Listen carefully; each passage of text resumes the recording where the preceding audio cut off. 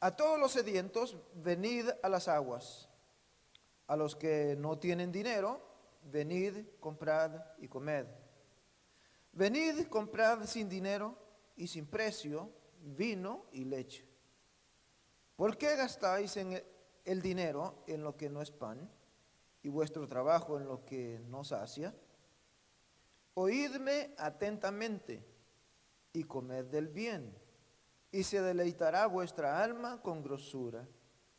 Inclinad vuestro oído y venid a mí. Oíd y vivirá vuestra alma. Y haré con vosotros pacto eterno, las misericordias firmes a David.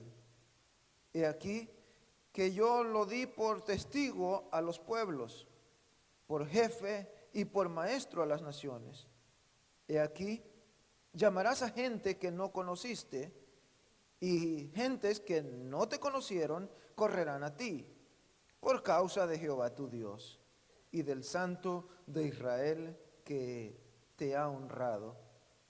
Buscad a Jehová mientras puede ser hallado, llamadle en tanto que está cercano. Deje el impío su camino y el hombre inicuo sus pensamientos, y vuélvase a Jehová, el cual tendrá de él misericordia, y al Dios nuestro, el cual será amplio en perdonar. Porque mis pensamientos no son vuestros pensamientos, ni vuestros caminos mis caminos, dijo Jehová. Como son más altos los cielos que la tierra, así son mis caminos más altos que vuestros caminos, y mis pensamientos más que vuestros pensamientos. Amado Dios, vamos a predicar tu palabra en esta tarde. Y te pedimos, Señor, como siempre te lo pido, que sea bajo la dirección tuya, bajo tu unción, bajo tu poder. Dios, te pido para que de principio a fin sea solo la voz tuya la que se escuche, y tu pueblo, Señor, sea edificado con tu palabra. Pero más que edificado, Señor, sean restaurados, sean transformados por tu palabra. Señor, que tu palabra no solamente llegue a los oídos, sino a lo más profundo de nuestros corazones. En el nombre de Jesús te lo pedimos, Señor. Amén, amén. ¿Pueden tomar asiento, amados? Mientras yo estaba, en realidad Dios me cambió la palabra. Yo ya había terminado, casi terminado el sermón. Yo iba a predicar de ese mismo capítulo, pero bajo otro tema. Y pensando en algunas cosas que están pasando, Dios me cambió el pensamiento, y siento 100% seguridad de que esto es lo que Dios quiere que hable. Quiero hablar acerca de que Dios está en control. ¿Cuántos lo creen? A veces es difícil creer de que Dios está en control. Y cuando hablamos de que Dios está en control, es algo bastante difícil para nosotros, o es algo bastante grande para nosotros, porque nos gusta estar nosotros en control. Somos nosotros quienes nos gusta estar, cuando se trata de mí, me gusta estar bajo control. Por eso es que yo, es muy difícil para mí andar de chofer, perdón, de pasajero, porque me gusta tener el control. Y casi así soy casi en todo. Pero cuando hablamos de que Dios tiene el control, es aprender a cederle a Dios para que Él tome el control. Para que no sea yo en el timón, sino Dios en el volante. Para que Él pueda tener el control sobre nuestra vida. Debo decir que cuando hablamos del Dios está en control, tenemos que entender también otra parte de su naturaleza, y es que Dios es soberano. Eso lo sabemos todos. Y ese concepto de la soberanía de Dios para mí ha sido como una base donde edificar mi vida. Eso no quiere decir de que yo la acepte fácilmente, porque es difícil a veces aceptar la soberanía de Dios, como también a veces es difícil entenderla o imposible de entenderlo. Lo dijimos el domingo pasado, que nunca quizás vamos a entender a Dios, nunca lo vamos a entender. Pero, habiendo perdido a mi madre, no perdido, pero mi madre falleció cuando yo tenía apenas 17 años, mi hermanito menor apenas tenía 2 años y medio, 6 hijos, y que muriera en el día de su cumpleaños, en el cumpleaños número 44 de su vida, era algo difícil de entender, de comprender y de aceptar. Una mujer joven de 44 años fallecer en el día de su cumpleaños. Pero el concepto de la soberanía de Dios, a esa temprana edad aprendí a aceptar esta voluntad de Dios, esta soberanía de Dios. Y más tarde, con los años, entender que todo lo que Dios hace tiene un propósito. Y que todo lo que Dios hace, lo hace no porque Él ha perdido el control, sino lo hace porque Él precisamente está en control. Lo entendamos los hombres o no lo entendamos, lo queramos aceptar o no aceptar, la verdad es que Dios siempre está en control. Y debemos de fundamentar nuestra fe y nuestra confianza en esa gran verdad. Porque cuando digo de que Dios está en control, y no es porque, no es un pensamiento positivo, no es el pensamiento de un hombre, es que en efecto, cuando vemos la historia, yo he estudiado, no solamente leído, he estudiado este libro, y de pasta a pasta, solamente encuentro a un Dios que aunque el hombre no lo entienda, está en control. Tengo que llegar a la misma conclusión.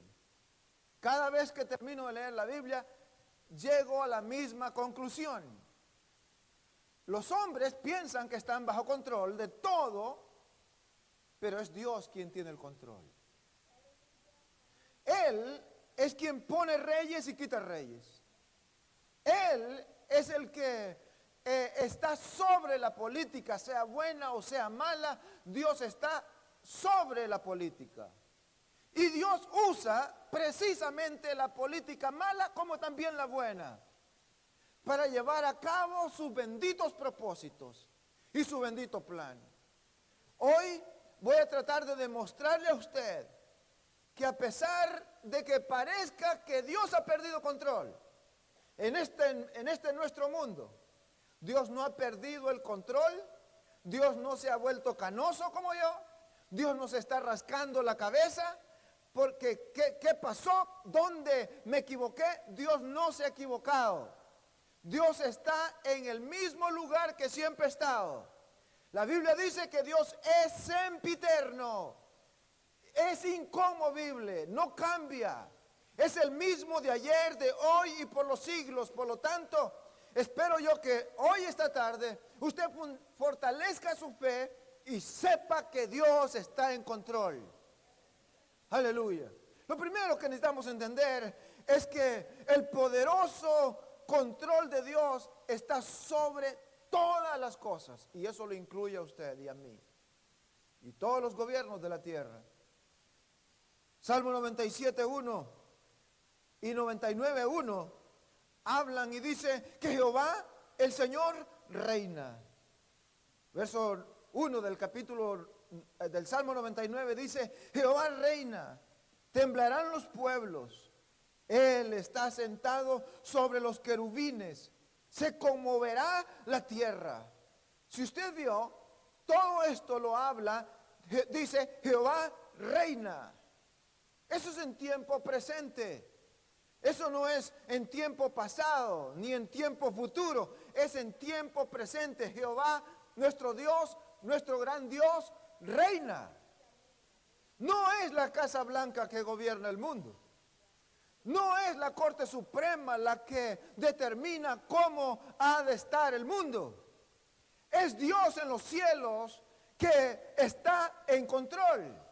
Que vemos que están pasando cosas malas y que de la misma Corte Suprema hagan legislaciones impías y de maldad. Eso no significa que Dios ha perdido el control. Más bien significa que Dios está en control y que su palabra se está cumpliendo. Es que Dios cuenta la historia antes de que esta suceda, hermanos. Y eso lo veo yo en la Biblia constantemente. En otras palabras, Dios siempre está en control. Siempre, ¿por qué? Porque Él siempre está en tiempo presente. No, nosotros no somos como Dios. Por eso Él dice, el texto que leímos, que sus caminos son más altos que nuestros caminos y sus pensamientos más altos que nuestros pensamientos, porque no somos como Él ni Él es como nosotros. Nosotros perdemos el control. Dios no pierde el control. Dios está en su lugar siempre. Está reinando. Siempre ha reinado y siempre va a reinar. Todos los gobiernos del mundo están sujetos a Él. Daniel capítulo 4 deja bien claro esa idea de que es Dios quien pone y quien quita. Verso 37 del capítulo 4 dice: ahora yo, Nabucodonosor, alabo y engrandezco y glorifico al Rey del cielo, porque todas sus obras son verdaderas y sus caminos justos, y Él puede humillar a los que andan con soberbia. Parte de su gran grandeza es que Dios puede ver a todos los hombres, en todo lugar, en todos los tiempos, al mismo tiempo. Nosotros no. Eso es lo que hace Dios. Si usted fuera una persona que pudiera hacer al menos un 10% de lo que puede hacer Dios, usted sería considerado Dios aquí en la tierra. Con solo un 10% de lo que hace Dios. Si usted tuviera un 10% de la sabiduría que tiene Dios, todo el mundo acudiría a usted.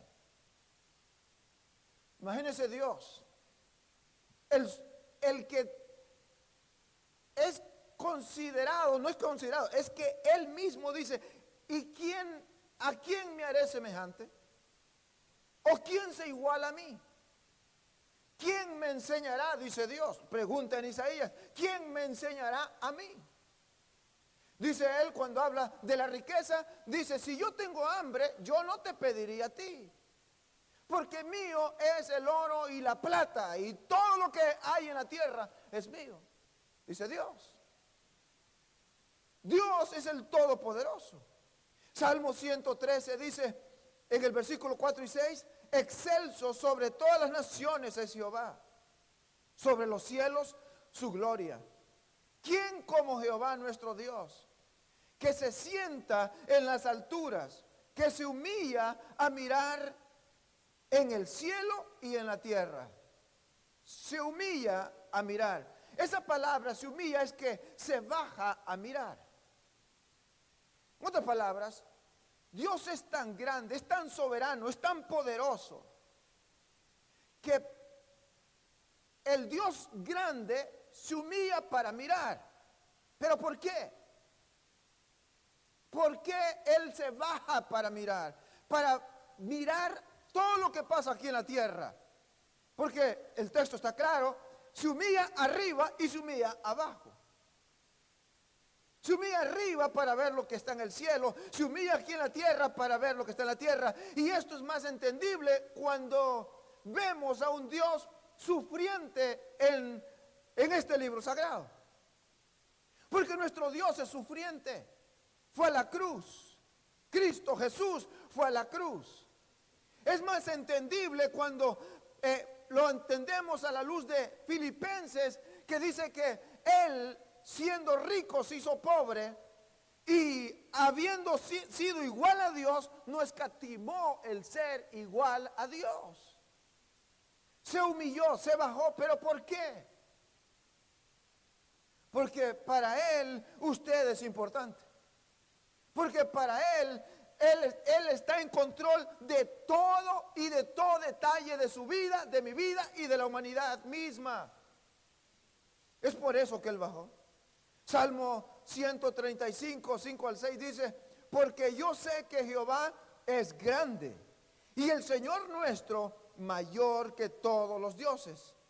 Todo lo que Jehová quiere, lo hace, en los cielos y en la tierra, en los mares y en todos los abismos.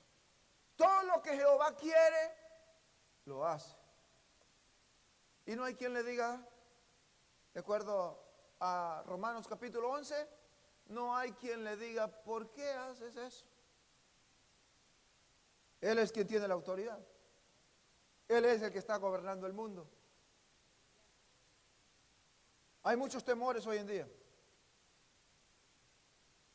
Nuestra comunidad está sufriendo de temores. Hoy estuve hablando con una persona que está muy envuelta en la comunidad y me dijo que hablara a la congregación y que le dijera esto y esto, y yo dije no, gracias, pero yo le voy a decir a mi congregación, a mi comunidad, que Dios es quien está en control. No es el señor Trump. No es la Casa Blanca, no es la Corte Suprema, es Dios quien está en control. Aleluya. Oh, gloria a Dios. Ahora, Dios se humilla porque a Él le place hacer, porque eso es lo que dice el texto. Todo lo que Él quiere hacer, lo hace porque quiere hacerlo. O sea, no es que Él tenga un ser o se vea obligado a hacer algo por usted o por mí o por nuestra humanidad. Él simplemente le place hacerlo, lo quiere hacer. Eso derrumba, ese pensamiento solo derrumba esa idea de que Dios creó la creación a este mundo y lo abandonó a su suerte, y por eso está el caos que tenemos hoy día, según ese pensamiento. El mundo no está así porque Dios lo hizo así. El mundo está como está porque nosotros los hombres pensábamos que teníamos el control del mundo y lo podíamos gobernar, y todavía seguimos pensando que lo podemos gobernar. Y no podemos ni gobernar nuestra propia vida y pensamos que somos capaces de gobernar el mundo entero. Y por eso nuestro mundo está así, como está. Hay un doble sentido del placer que siente Dios o que tiene Dios. Estoy tratando de encontrar las palabras.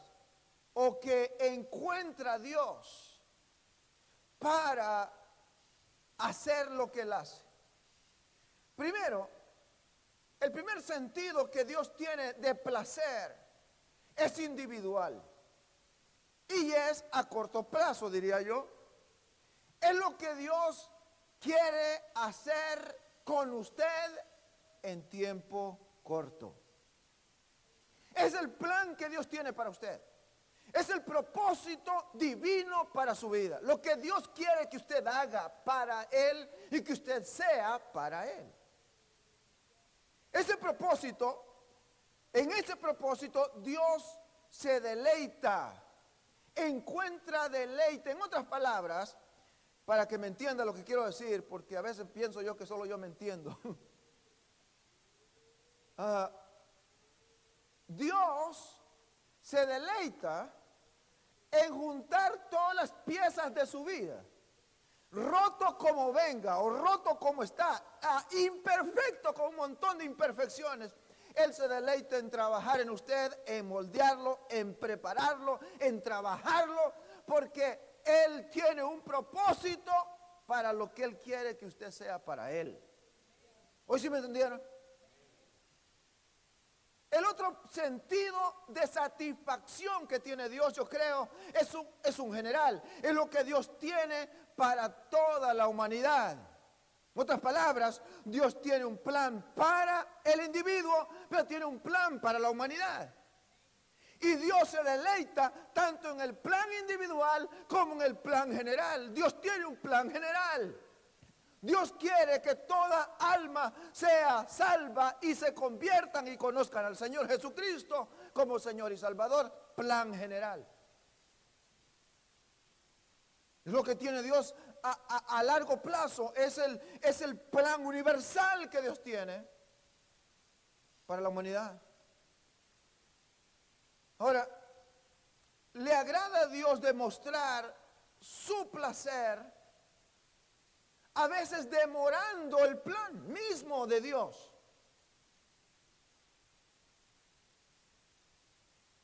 ¿Será que me entiende? Dios se deleita o toma placer a veces demorando el mismo plan. Porque lo demora, porque el resultado va a ser mejor al demorarlo.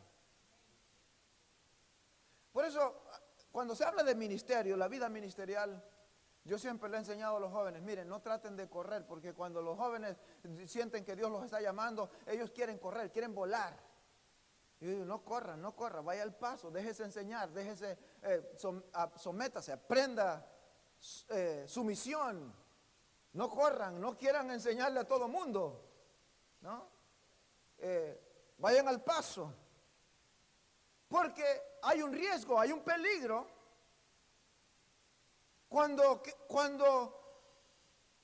queremos correr y llegar a donde Dios quiere llevarnos antes de tiempo.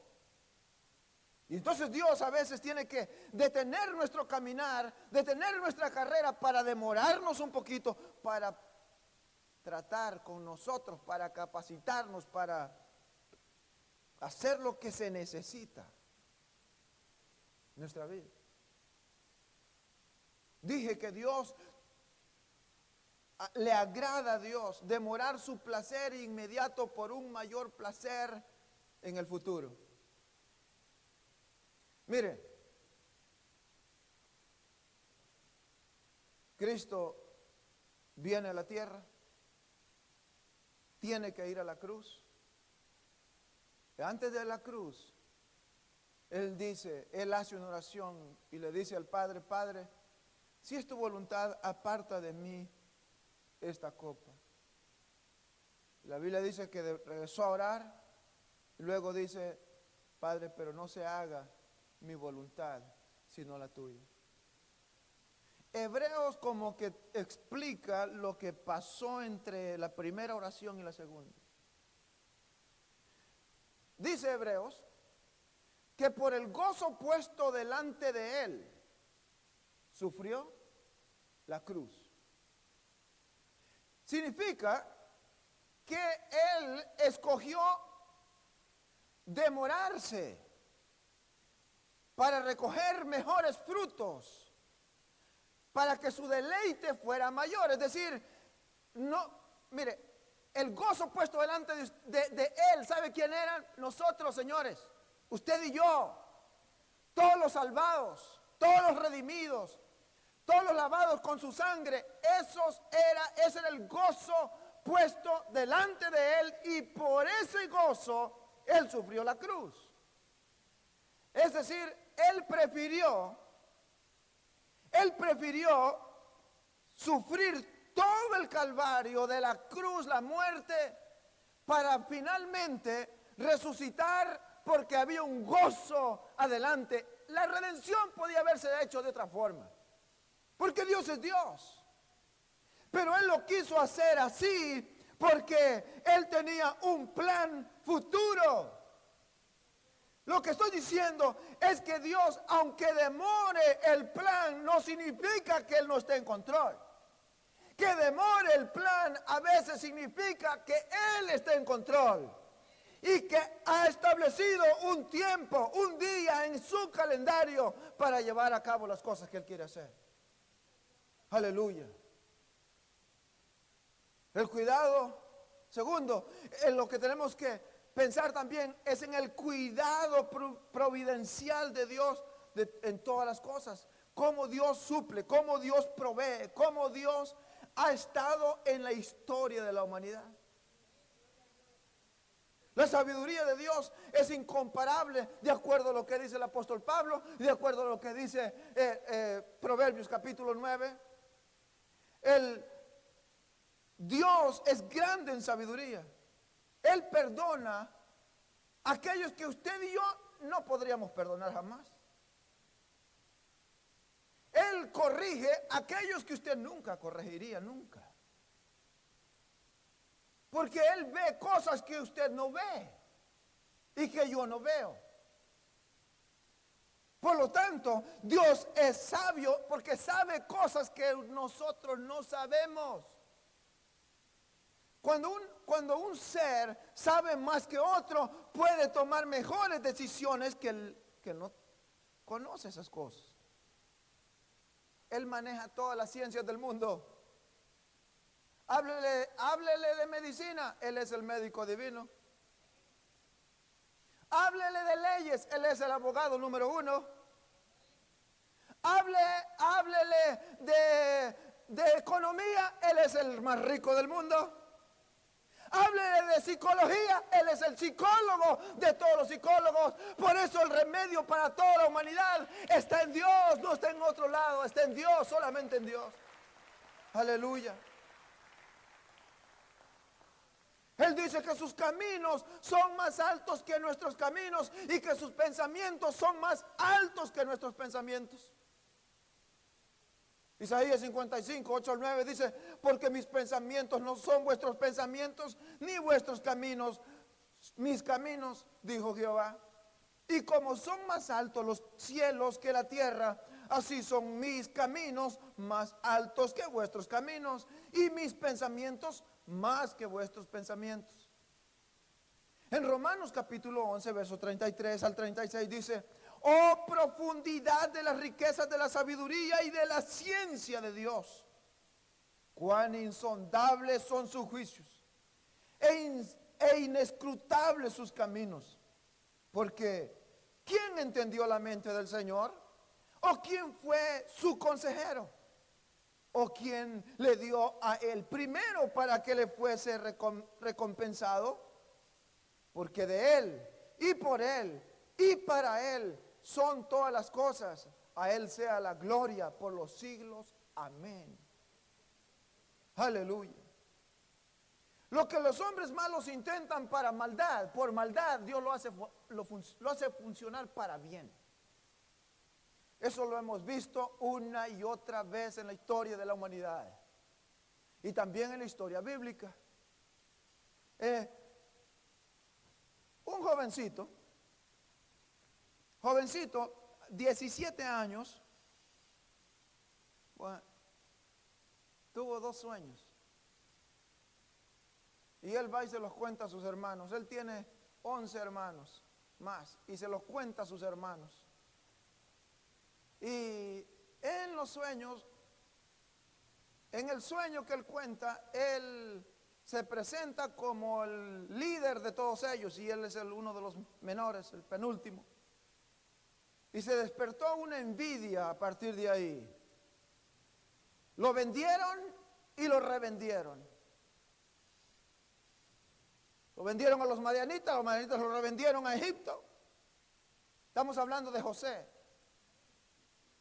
Y este pequeño José, para en la cárcel, está acusado de abuso sexual cuando no había cometido nada, era inocente.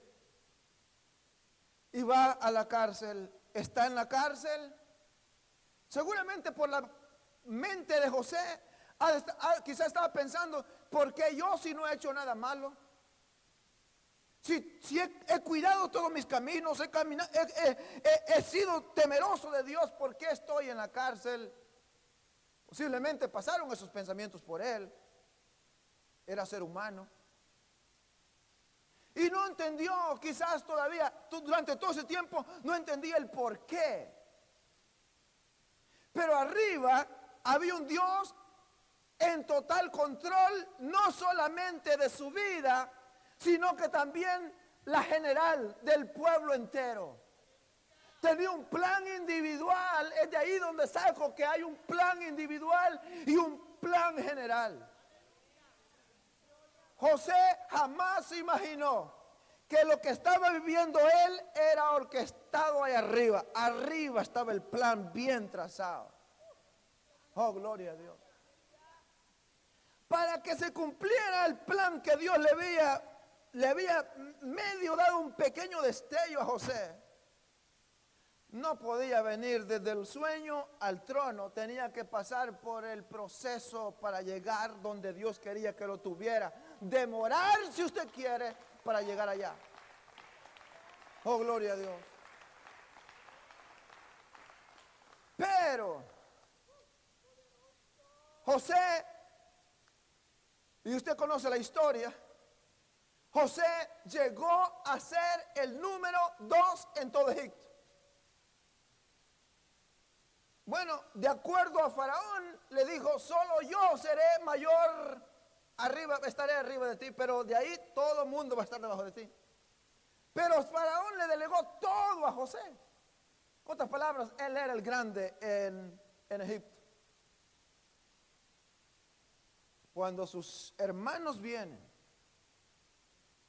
y hay un proceso también ahí, cuando él se da a conocer a ellos, la Biblia dice que ellos no tenían palabra y cayeron de rodillas delante de... Mire, precisamente lo vendieron por no arrodillarse y terminaron arrodillándose. ¿Qué le parece? Aquello por lo cual lo vendieron, lo terminaron haciendo sí o sí, porque Dios estaba en control. Y José les dice esto: no me enviaron ustedes aquí a mí. Ustedes lo hicieron todo para mal, pero Dios lo hizo para bien, para traer gran salvación a este pueblo.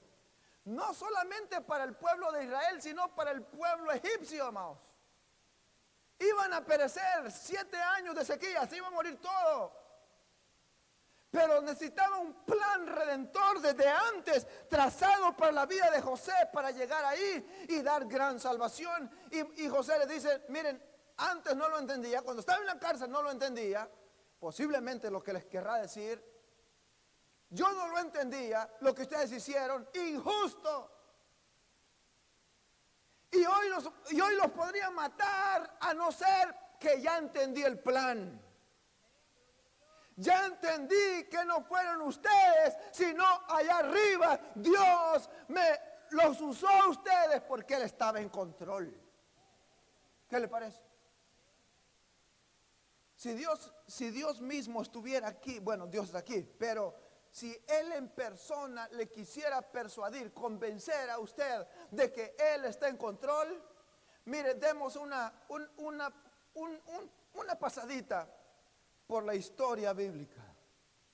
Dios le diría, para convencerlo a usted que Él es quien está en control, Dios le diría, comenzando por el Edén, comenzando en el Edén, Satanás pensaba que él tenía el control. Satanás pensó que ya había logrado su fin, que ya había hecho perder a la humanidad. Pero en el capítulo 3, verso 15, yo demostré que yo soy quien tengo el control y puse un plan en acción. El plan ya lo tenía, pero lo puse en acción. Años más tarde, siglos más tarde, de nuevo, Satanás pensó que había tenido el control, que tenía él el control y destruyó la humanidad. Provocó el diluvio. Pero yo tengo el control. Demostré que yo tengo el control. Más tarde, el faraón pensó que él tenía el control. Pero yo demostré que yo soy quien tengo el control. Y libertó al pueblo. Siglos más tarde, vayamos hasta el Calvario, donde Satanás nuevamente piensa que él tiene el control. Mató a mi Cristo, mató a mi Hijo, pensando que tenía el control. Pero al tercer día lo resucité porque yo soy quien tengo el control. Aleluya. Los primeros 300 años de la iglesia primitiva fue persecución y persecución y persecución. Muerte todos los días. La misma Biblia lo dice. Pero la Biblia dice que la persecución se extendió por 10 periodos de tiempo, que son 10 imperios romanos persiguiendo a la iglesia. Y entre más perseguía, dice el libro de los Hechos, más aumentaba. El número de los creyentes aumentaba. O sea que no lo pudieron, mire, 10 imperios no pudieron acabar con la iglesia de nuestro Señor Jesucristo. La razón es bien clara, la razón es bien lógica. Es que Dios es quien tiene el control. No lo tienen los hombres, no lo tienen los reyes, no lo tienen los gobiernos, lo tiene Cristo. Dios tiene el control.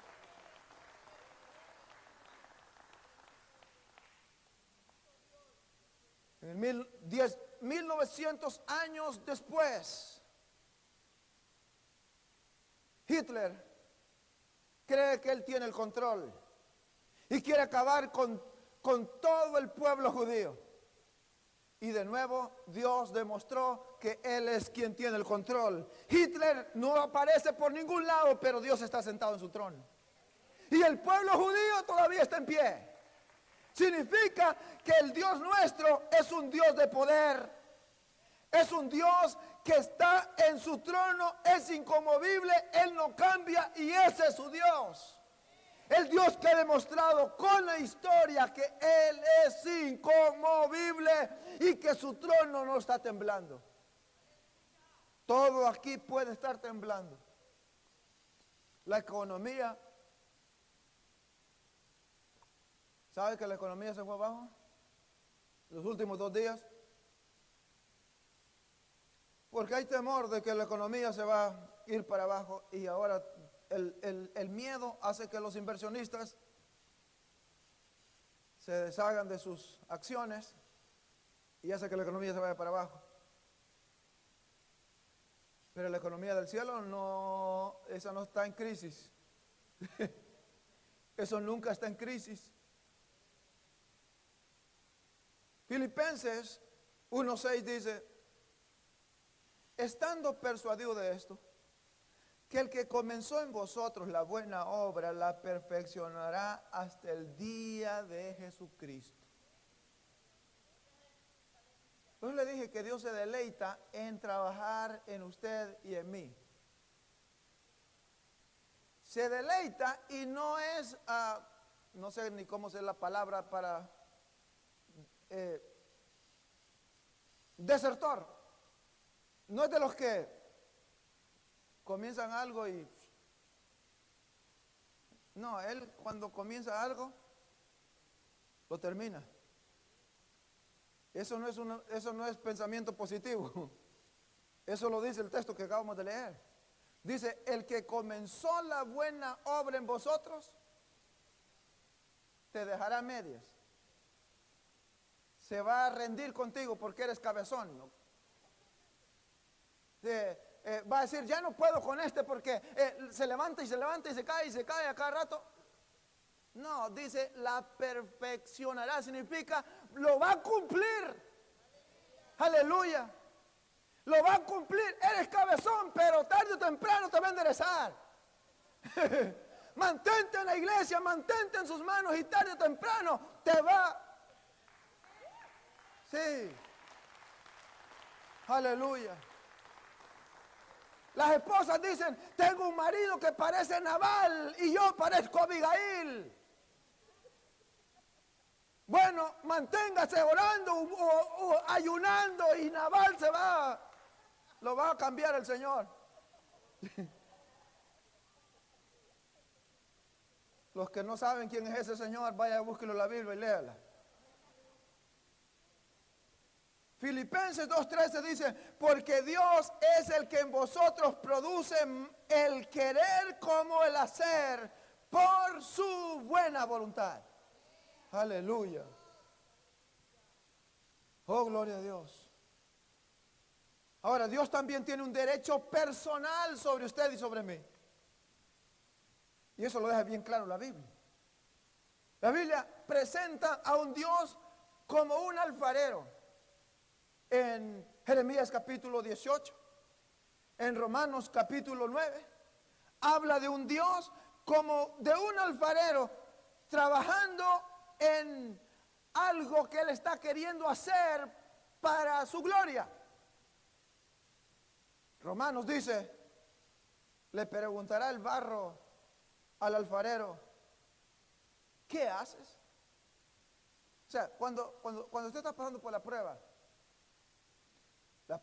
dura que lo hace llorar, que lo hace derramar su alma, y usted le pregunta, ¿y por qué a mí? ¿Por qué a mí? Usted le está preguntando, ¿y qué haces? Porque es lo que está utilizando el alfarero para moldear ciertas cosas.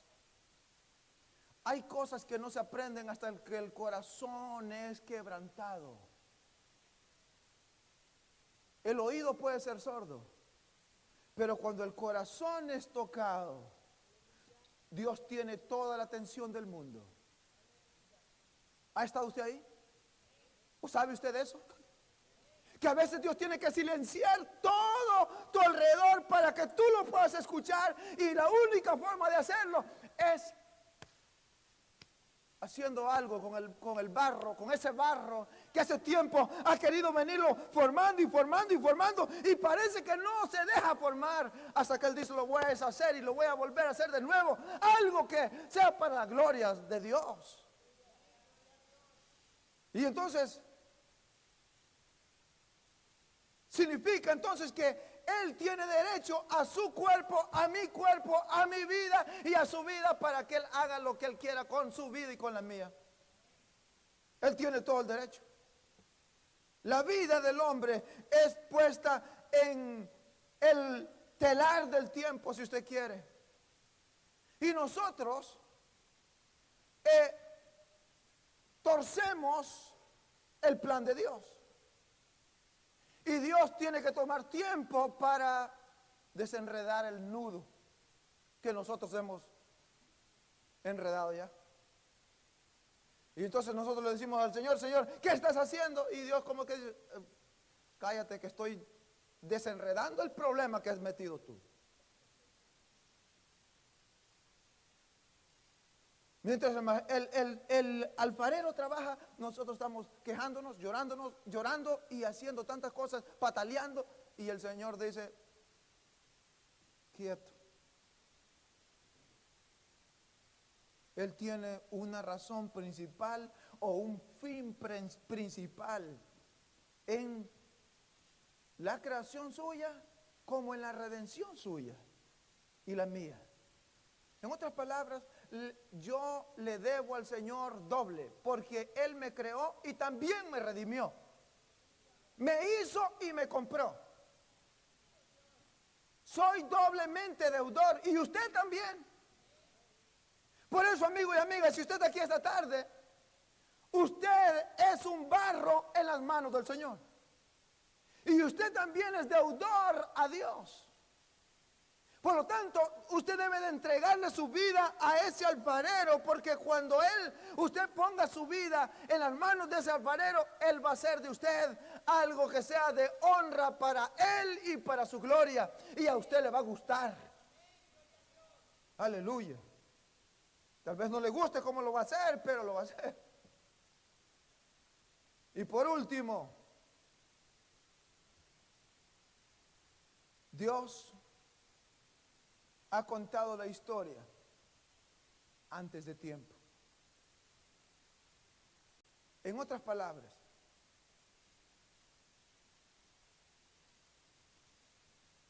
yo no sé ni qué ejemplos poner aquí. Si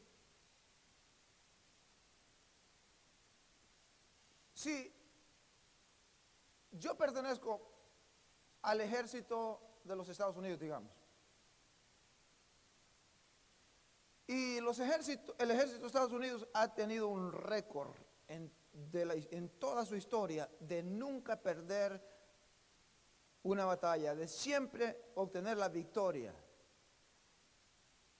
Y me garantice también que nunca de aquí para allá va a perder ni una batalla. Pues entonces ese sería el ejército que yo quisiera o que yo quiero pertenecer y del cual me sentiría orgulloso de pertenecer. Porque no solamente ha demostrado que no pierde ninguna, sino que también me garantiza que no va a perder ninguna. Pues mire, usted pertenece a un ejército del Todopoderoso, de Jehová de los ejércitos, porque ese es su nombre, Jehová de los ejércitos, que no ha perdido ni una sola todavía. Ni el diablo pensó que había ganado y fue al revés. Cuando el diablo pensó que por fin había ganado matando a Cristo, se hubiese querido retroceder a 3 días antes y no haber cometido el mismo error, porque Cristo resucitó y resucitó de una vez por todas y perdió el diablo. Cristo ganó. Dios ganó. El libro de Apocalipsis es la historia contada antes de tiempo. Por Génesis usted sabe de dónde viene, pero no le dice para dónde va. Apocalipsis le dice para dónde usted va. Y le dice quién es su capitán. Capítulo 19, Apocalipsis capítulo 19, aparece el rey de reyes y señor de señores, montando un caballo blanco y un gran ejército detrás. ¿Sabe quién es ese ejército? Usted y yo. Pertenecemos a un gran capitán, a un gran ejército, y el capitán no ha perdido ni una. Ni una sola ha perdido. Ese es nuestro gran Dios. Ahora, ¿qué más dice el libro de Apocalipsis? Porque es la historia contada antes de tiempo. Dice que usted y yo somos reyes y sacerdotes para Dios, que reinaremos juntamente con Él.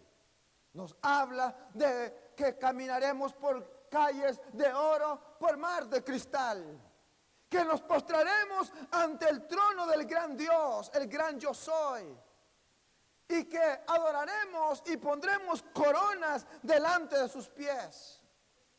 En otras palabras, lo que le estoy diciendo a usted es que si usted pertenece a este ejército y forma parte de esta gran familia de hijos de Dios, usted no solamente se le garantiza gran victoria, sino que no se menciona ninguna derrota. No hay derrota para un cristiano. Aleluya. Entonces, lo que está pasando ahora en el mundo, llámele crimen, llámele extorsión, llámele terrorismo, llámele exceso de seguridad, llámele lo que sea, llámele ISIS, lo que sea, economía, es solamente una señal de que Dios está en control, porque Él ya contó la historia. Él ya contó la historia y dijo que todo esto acontecerá antes de que Él venga. Todo esto acontecerá, ya contó la historia. Entonces, ¿quién está en control?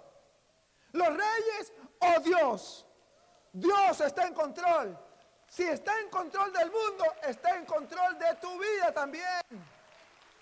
Aleluya. Vamos a estar de pie esta tarde.